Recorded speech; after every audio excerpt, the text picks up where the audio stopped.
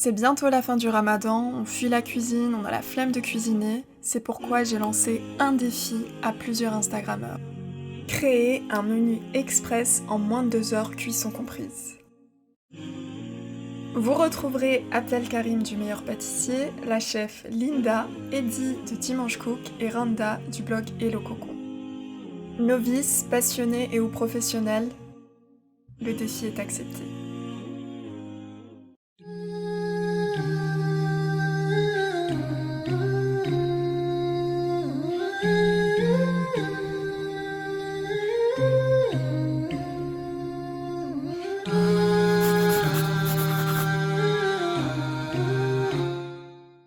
Salam alaikum, bonjour à toutes, j'espère que vous allez bien et vous passez un super mois de Ramadan, qu'il soit synonyme de lumière et d'apaisement du cœur pour vous.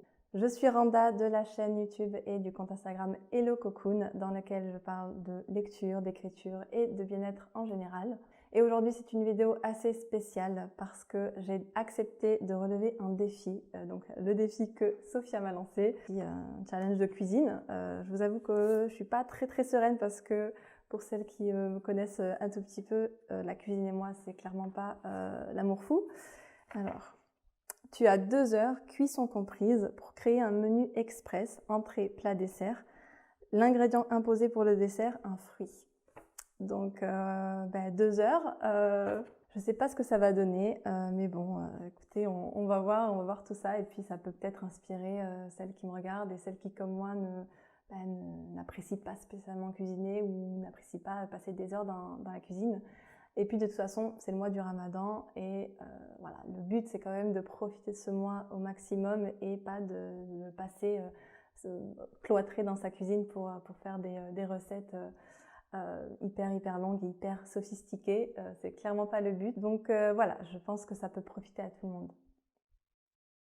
Pour ce menu express, Randa a décidé de nous préparer en entrée une assiette tomate mozzarella à l'huile d'olive, en plat une tarte tournesol au poulet et aux épinards frais, et enfin en dessert des pains perdus avec un dalgona café. C'est parti!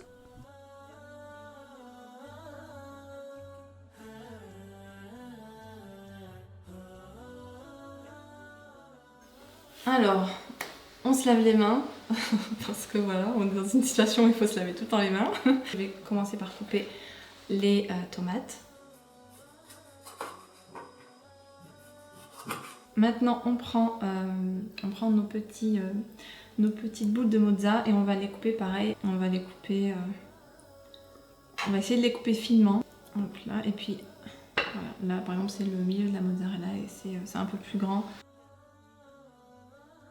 On dépose sur cette belle assiette des olives vertes, on va saler et poivrer, mettre un filet d'huile d'olive et conserver le tout au frigo jusqu'au ftour.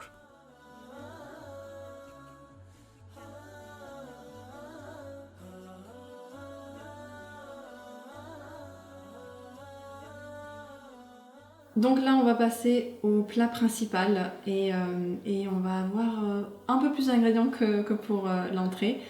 Donc là ce qu'on va faire c'est qu'on va couper en très petits morceaux les escalopes de poulet. Si vous voulez vous pouvez aussi les hacher, c'est peut-être encore mieux, ça va faciliter un petit peu plus quand on va mélanger tous les ingrédients. On va pré-cuire la viande. Du coup j'en ai rajouté, j'ai rajouté une troisième. Voilà, je pense que ça sera bien. Donc là on met les épinards dans la poêle. Donc c'est à peu près 500 grammes. Donc là, apparemment il me reste 1 heure. Bon, je sais pas ce que ça va donner. Donc là on va mettre 100 grammes de fromage frais. Donc ça correspond un petit peu, voilà, à peu près la moitié de la petite barquette. On va commencer un petit peu à mélanger. Je pense que là on est arrivé à une consistance qui est pas mal. La pâte puisse se tenir et qu'elle tombe pas directement quand je fais ça.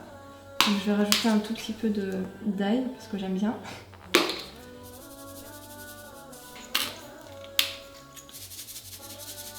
Maintenant ce qu'il me reste à faire c'est de mettre un petit peu de chapelure histoire d'absorber le maximum d'humidité, de liquide. Donc là on va commencer le dressage. Et ensuite on finit par une boule à l'intérieur. une ligne de farce. Et là on va juste la mettre par-dessus. On va essayer de ne pas faire de catastrophe.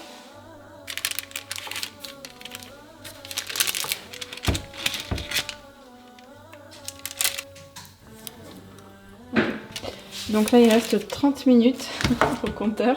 Je pense qu'on va être un petit peu juste parce que quand même il y a un tout petit peu de cuisson pour le dessert. Donc bon. Donc là ce qu'on va faire c'est qu'on va prendre le bout de chaque petite portion et on va le retourner. Elle est magnifique. Donc tu badigeonnes d'un mélange d'œufs et ensuite tu vas mettre ta tarte au four à 180 degrés pendant 30 minutes. C'est bon. C'est bien doré, donc c'est ce qu'on veut.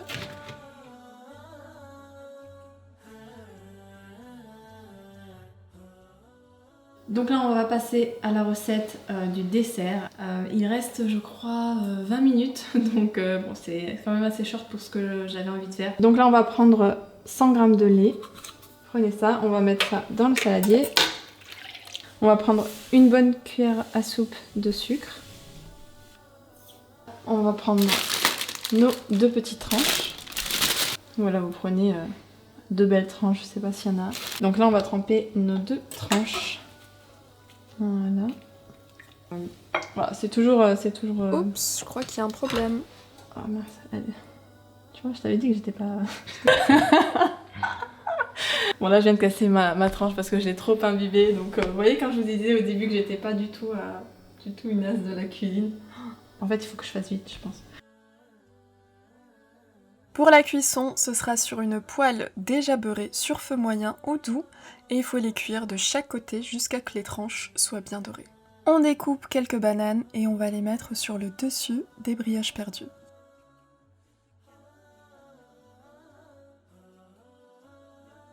Donc là je vais mettre un petit peu de cannelle. Et voilà, on a la première partie qui est terminée. Donc là on va passer à la deuxième partie du dessert. Et je pense que c'est la partie la plus simple entre guillemets et la plus rapide. On va mettre du café instantané. Alors c'est très simple, c'est tout le temps 2 cuillères à soupe. Et donc voilà, 2 cuillères à soupe de café instantané, 2 cuillères à soupe de sucre.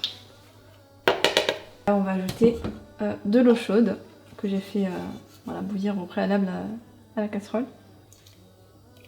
Et vous utilisez un fouet électrique.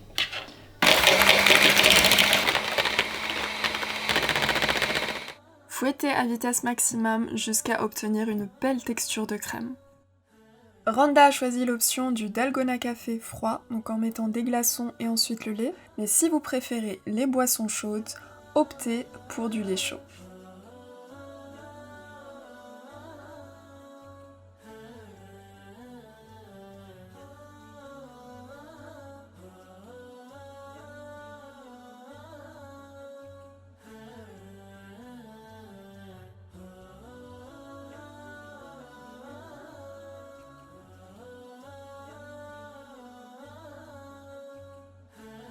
Et voilà, le défi est terminé, le challenge est terminé.